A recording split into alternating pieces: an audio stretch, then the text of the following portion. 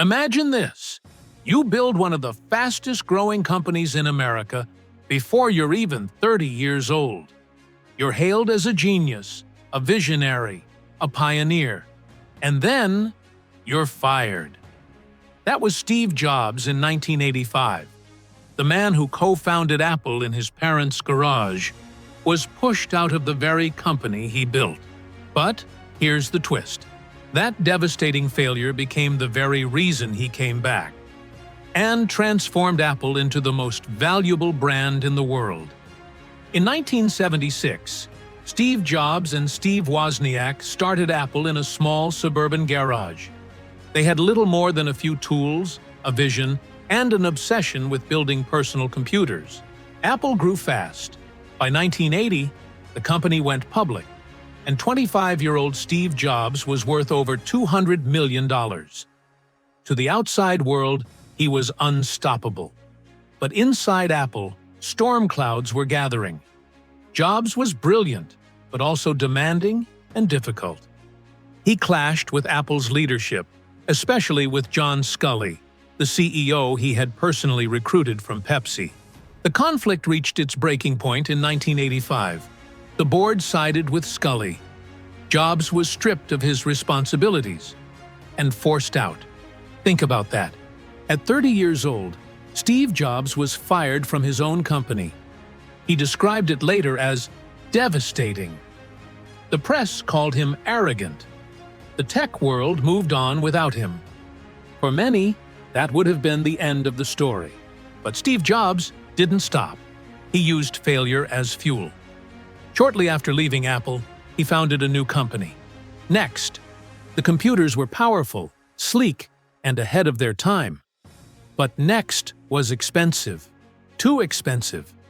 Sales struggled, and critics labeled it another Jobs failure. At the same time, Jobs made another risky move. He bought a tiny animation studio from George Lucas. That studio? Pixar. For nearly a decade, Pixar burned through money with no hit films to show for it. Many doubted it would survive. But Jobs held on. He believed in the team, in the technology, and in their dream of making the first-ever fully computer-animated movie. In 1995, that gamble paid off. Pixar released Toy Story. It didn't just succeed, it became a global phenomenon. Jobs, once cast aside, was back in the spotlight, this time as the man behind the studio that redefined animation. Meanwhile, Apple was in trouble. Without Jobs, innovation slowed. By the mid-1990s, the company was weeks away from bankruptcy. In desperation, Apple bought NeXT for its software. And with that deal, Steve Jobs returned to the company that had once fired him. His comeback was explosive. Jobs streamlined Apple's products, cutting the clutter and focusing on bold, simple designs. In 1998, he introduced the iMac, colorful, playful, and unlike anything on the market. It was a hit. Then came the iPod, the iPhone, the iPad. Each product didn't just succeed, it changed entire industries. The man who had been labeled a failure at 30 became the most celebrated innovator of his generation.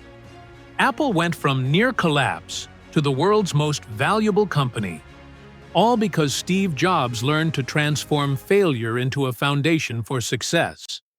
So what can we learn from Jobs' story? First, failure is not the opposite of success. It's part of it. Every great achievement has setbacks behind it. Second, your biggest setback might prepare you for your biggest comeback. If Jobs had never been fired, he might never have created Pixar or returned to reinvent Apple. And third, believe in your vision, even when the world calls it impossible. Jobs' relentless belief in design, innovation, and simplicity led to the creation of devices that shape our lives today. Steve Jobs was fired from Apple, but he came back to save it. And in the process, changed the world. What about you?